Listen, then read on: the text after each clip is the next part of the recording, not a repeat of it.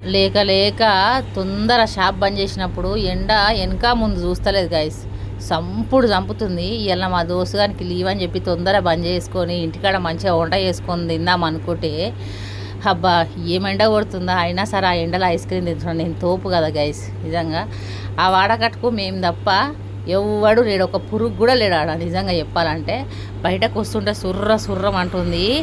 ఇంకా ఆ ఎండకు ఏం చెప్పలేకపోతున్నా. ఆ బండి ఎక్కుతుండే, ఆ బండి సీటు కాలుతుంటే ఉన్నది ఏమన్నా కనిపిస్తుందా, మాకు సుక్కలు కనిపిస్తున్నాయి.